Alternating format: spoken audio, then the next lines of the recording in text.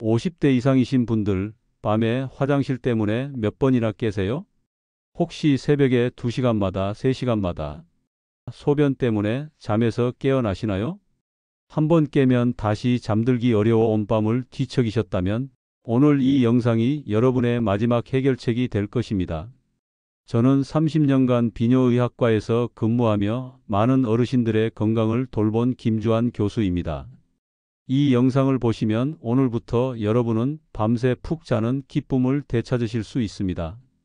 많은 분들이 나이 들면 원래 그런 거 아닌가라고 생각하십니다. 하지만 절대 그렇지 않습니다. 야간뇨는 단순한 노화 현상이 아닙니다.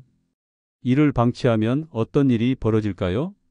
첫째, 수면의 질이 저하되어 기억력 감퇴가 찾아옵니다.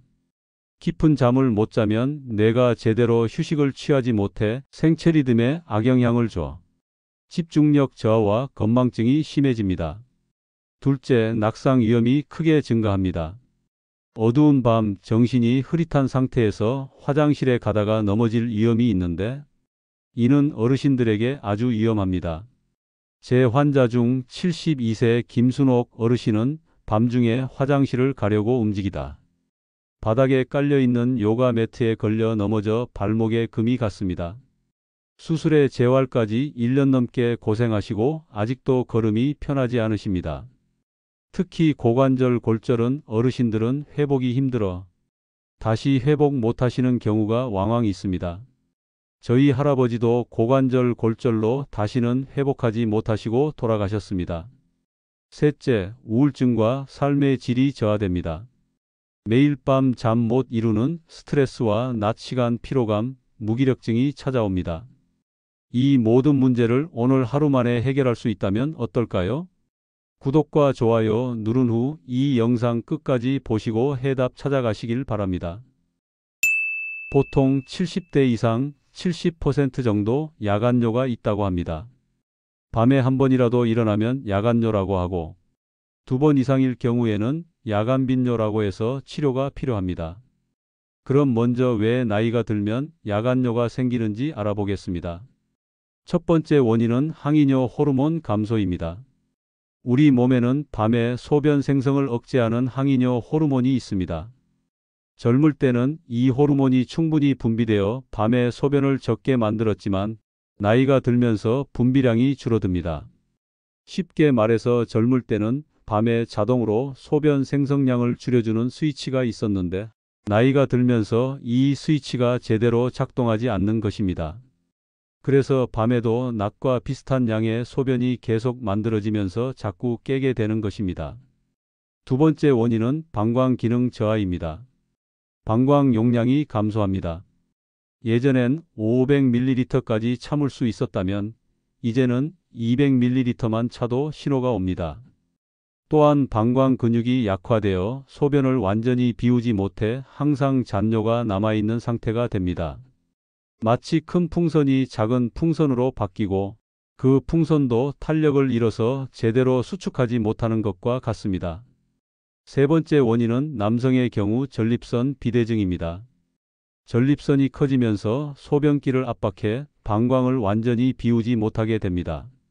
전립선은 소변이 나가는 길을 도넛 모양으로 둘러싸고 있는데 이 도넛이 부풀어 오르면 가운데 구멍이 좁아져서 소변이 잘 안 나가게 됩니다. 그러면 방광에 항상 소변이 조금씩 남아있게 되고 밤에 조금만 소변이 더 생겨도 벌써 방광이 꽉 찼다고 신호를 보내는 것입니다.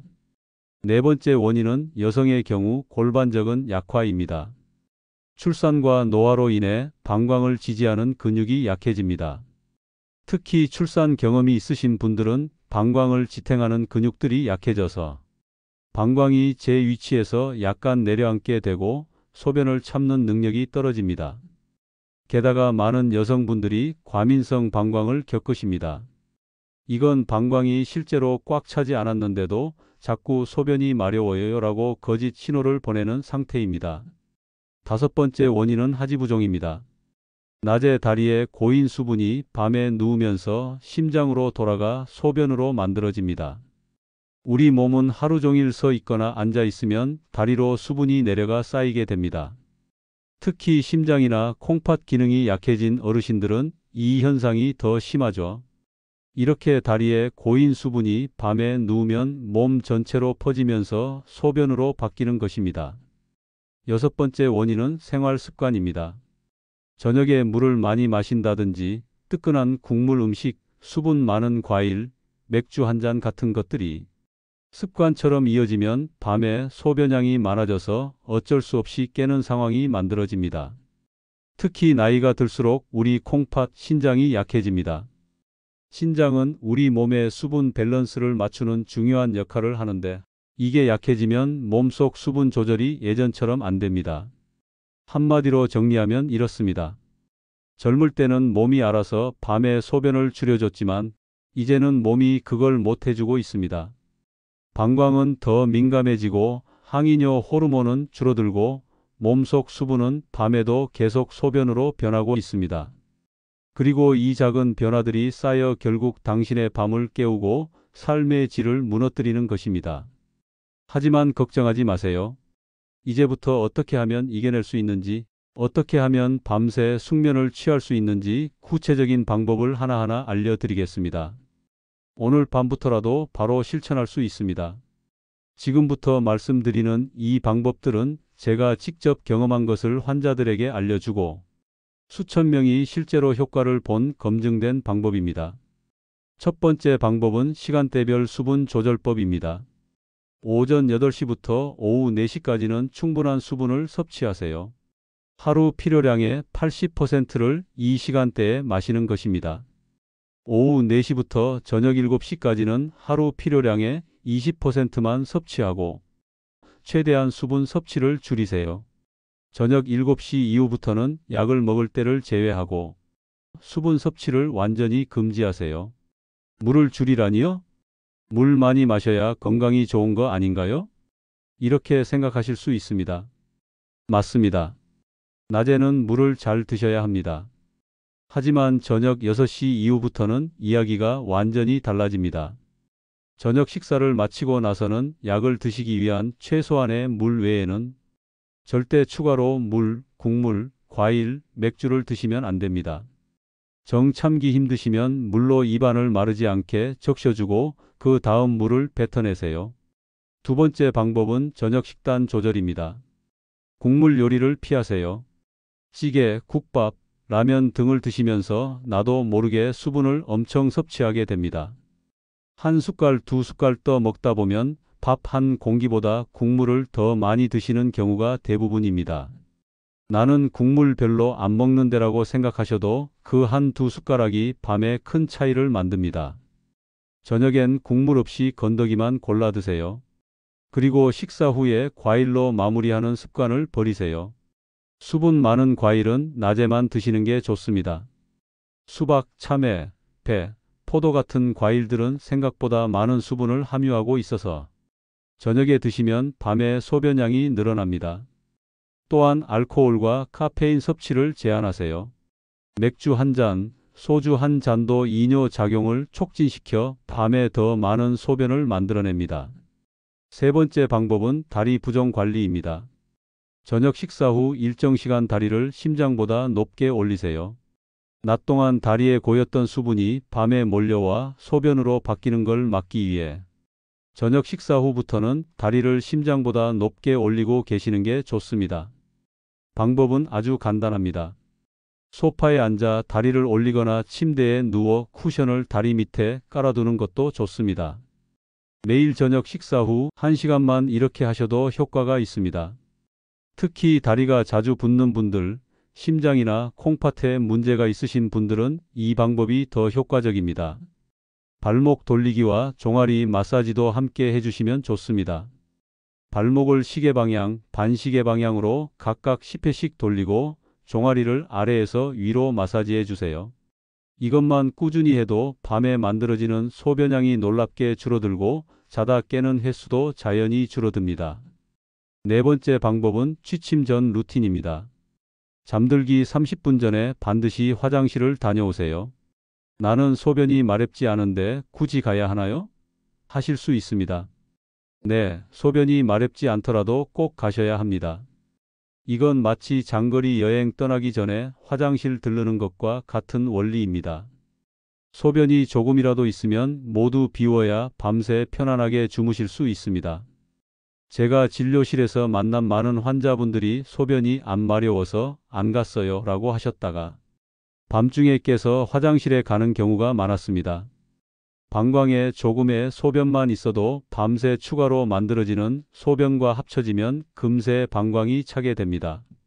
소변이 많든 적든 방광을 완전히 비우는 행위 자체가 야간뇨를 막는 가장 확실한 첫걸음이 됩니다. 자기 전 화장실 가는 습관을 매일 지키시면 몸이 적응해 밤에 소변을 덜 만들게 됩니다. 특히 화장실 갈 때는 충분히 시간을 들여 방광이 완전히 비워졌는지 확인하는 것도 중요합니다. 남성분들은 서둘러서 소변을 보시는 경우가 많은데 천천히 끝까지 보시는 게 좋습니다. 그리고 바로 이어서 수면 준비에 들어가야 합니다. 자려고 누워서 핸드폰을 보는 습관을 오늘부터 반드시 끊으셔야 합니다. 왜냐하면 핸드폰 화면을 들여다보는 동안 우리 뇌는 낮이라고 착각하고 각성 상태를 유지합니다. 이러면 원래 밤에 작동해야 할 항이뇨 호르몬이 제대로 분비되지 않아 소변이 계속 만들어지는 것입니다. 핸드폰은 침대에 아예 두지 마세요. 밤에는 빛을 끄고 조용히 수면 모드로 들어가야 합니다. 스마트폰뿐만 아니라 TV도 잠들기 1시간 전에는 꺼야 합니다. 대신 조용한 음악을 듣거나 책을 읽는 것이 좋습니다. 5번째 방법은 야간 각성 시 올바른 대처법입니다. 밤중에 자다 깼을 때 무조건 화장실부터 가는 습관을 고치셔야 합니다. 많은 분들이 자다 깼다는 이유만으로 조건반사처럼 화장실을 가시는데 이 습관이 오히려 야간뇨를 악화시킵니다. 자다 깼을 때 정말로 방광이 꽉 찬 느낌이 드는지 참을 수 없을 정도인지 한 번 더 스스로에게 물어보셔야 합니다. 조금 불편하지만 참을 수 있다는 느낌이면 그냥 다시 눈을 감고 누워 계셔야 합니다. 왜냐하면 대부분의 경우 자다 깬 것은 수면 유지 장애 때문이지 소변이 꽉 차서 깬 것이 아니기 때문입니다. 특히 나이가 들면 잠이 얕아져서 가벼운 자극에도 쉽게 깨게 됩니다. 그런데 깨자마자 무조건 화장실을 가버리면 우리 몸은 자다 깨면 무조건 소변을 봐야 하는구나 하고 잘못 학습합니다. 반대로 조금 불편해도 참는 습관을 들이면 몸이 점점 밤에는 소변을 덜 만든다는 쪽으로 다시 적응하게 됩니다. 이것이 진짜 야간뇨와 가짜 야간뇨를 구별하고 고치는 핵심입니다. 5분 정도 기다려본 후 결정하세요. 정말 참을 수 없다면 그때 화장실에 가시면 됩니다. 조금 답답하고 불편할 수 있습니다. 하지만 이 과정을 반복하다 보면 서서히 밤에 소변이 덜 만들어지고 한밤중에 깨는 횟수도 눈에 띄게 줄어듭니다. 결국 밤새 통잠 자는 날이 다시 찾아오게 됩니다. 이제 실제 사례를 몇 가지 소개해 드리겠습니다. 첫 번째 사례는 박영희 할머니 72세 분입니다. 적용 전에는 매일 밤 3번, 4번씩 깨어나셨습니다. 새벽 1시, 3시, 5시마다 화장실에 가셔야 했고 한 번 깨면 다시 잠들기까지 30분 이상 걸리셨다고 합니다. 하지만 제가 알려드린 방법을 적용한 후 놀라운 변화가 있었습니다. 2주 만에 1번, 2번으로 줄어들었고 3주 후에는 대부분 밤새 숙면을 취하실 수 있게 되셨습니다. 특히 저녁 수분 조절과 다리 올리기가 가장 효과적이었다고 하셨습니다. 두 번째 사례는 이순자 할머니 65세 분입니다. 과민성 방광으로 인해 낮에도 화장실을 자주 가셨고 밤에는 더 심했습니다. 하지만 야간 각성 시 올바른 대처법을 익히신 후 크게 개선되셨습니다. 처음에는 깰 때마다 화장실에 가셨지만 5분 기다리기 방법을 적용한 후 대부분 다시 잠들 수 있게 되셨습니다. 지금은 밤에 거의 깨지 않으시고 깨더라도 화장실에 가지 않고 다시 잠들 수 있게 되셨습니다. 하지만 모든 경우에 생활 습관 개선만으로 해결되는 것은 아닙니다. 다음과 같은 증상이 있다면 반드시 병원에 가셔야 합니다. 즉시 병원 방문이 필요한 경우를 말씀드리겠습니다. 첫째, 일주일에 5일 이상 밤에 3번 이상 깨는 경우입니다. 한두 번은 컨디션에 따라 그럴 수 있습니다. 하지만 일주일 대부분 밤마다 3번 이상 깬다면 몸 안의 생활 습관으로는 해결할 수 없는 심각한 문제가 생겼을 가능성이 매우 높습니다. 둘째, 소변에 피가 섞여 나오는 경우입니다. 이는 방광염, 요로결석 또는 더 심각한 질환의 신호일 수 있습니다. 셋째, 소변을 참기 어려운 절박뇨가 있는 경우입니다. 갑자기 참을 수 없을 정도로 소변이 마려워지고 화장실까지 참기 어려운 상황이 반복된다면 과민성 방광이나 다른 질환을 의심해 봐야 합니다. 넷째, 하지부종이 심해지는 경우입니다. 특히 종아리, 발목, 얼굴이 붓는다거나 자고 일어났더니 손등이 퉁퉁 부었다는 증상이 함께 온다면 신장 기능 악화나 심장 질환의 전조일 수 있습니다. 다섯째, 소변을 봐도 시원하지 않은 경우입니다. 소변을 봤는데도 개운하지 않고 항상 뭔가 남아있는 느낌이 든다면 전립선 비대증이나 방광 기능 이상을 의심해 봐야 합니다. 그런데 많은 분들이 나이 들면 원래 잘 붓는 거지, 나이 들면 원래 자주 깨는 거지, 이렇게 스스로 위로하면서 시간을 끌다가 나중에 병을 키워버리는 경우가 정말 많습니다. 진료를 받아야 할 신호를 절대 무시하지 마세요. 병원에 가서 검사를 받으셔야 합니다. 3일 동안 본인 소변 보는 패턴을 직접적으로 기록한 배뇨 일지를 챙겨가시면 도움이 됩니다. 먼저 초음파 검사로 방광과 전립선을 체크합니다. 필요하다면 소변 검사, 혈액 검사로 신장 기능, 심장 기능도 함께 살펴봅니다. 검사는 꼭 필요합니다. 내 몸을 들여다보고 기능이 잘 돌아가는지 먼저 체크해야 합니다. 시기를 놓치면 돌이킬 수 없는 손상을 입을 수도 있습니다. 특히 전립선 비대증이나 방광 기능 이상은 초기라면 약물 치료로 충분히 좋아질 수 있지만 늦으면 수술까지 가야 합니다. 그리고 신장 기능이 손상되면 한번 망가진 콩팥은 다시 돌아오지 않습니다. 병을 일찍 발견했을 때와 늦게 발견했을 때 결과는 하늘과 땅 차이입니다. 조금 불편한데 참자, 조금만 더 지켜보자, 이런 생각은 정말 위험합니다. 내 몸의 이상 신호를 가장 먼저 알아차릴 수 있는 사람은 나 자신뿐입니다. 의사도 직접 진찰하기 전에는 정확히 알 수 없습니다. 전문가의 도움이 필요한 상황인지 헷갈리신다면 하루라도 빨리 병원에 가보세요. 건강검진처럼 미리미리 체크하는 습관이 큰 병을 막는 지름길입니다. 야간뇨를 예방하고 개선하는 추가적인 생활 습관들도 알려드리겠습니다. 첫째, 규칙적인 운동을 하세요. 특히 걷기, 수영 같은 유산소 운동은 혈액순환을 개선하고 방광 기능을 강화하는 데 도움이 됩니다. 하루 30분, 주 3회 이상 꾸준히 하시면 좋습니다. 둘째, 체중 관리를 하세요. 비만은 방광에 압력을 가하고 야간뇨를 악화시킬 수 있습니다. 적정 체중을 유지하는 것만으로도 야간뇨 개선에 큰 도움이 됩니다. 셋째, 스트레스를 관리하세요. 스트레스는 수면의 질을 떨어뜨리고 호르몬 분비에 영향을 미칩니다. 명상, 요가, 취미 활동 등으로 스트레스를 해소하세요. 넷째, 금연과 금주를 하세요. 담배와 알코올은 방광을 자극하고 수면의 질을 떨어뜨립니다. 다섯째, 카페인 섭취를 줄이세요. 커피, 녹차, 홍차 등에 들어있는 카페인은 이뇨 작용을 촉진시키므로 저녁에는 피하시는 게 좋습니다. 마지막으로 야간뇨 개선을 위한 방광 훈련법도 알려드리겠습니다. 낮에 소변이 마려워도 조금씩 참는 연습을 하세요. 무작정 참으시면 안 됩니다. 1분, 2분, 3분 본인이 충분히 할 수 있는 시간대부터 시작해서 목표를 채우는 방식으로 가야 합니다. 그래서 3분이 나중에 5분이 될 수 있어요. 이렇게 하면 방광의 용량이 늘어나고 수축 빈도가 줄어들게 됩니다. 케겔 운동을 꾸준히 하세요.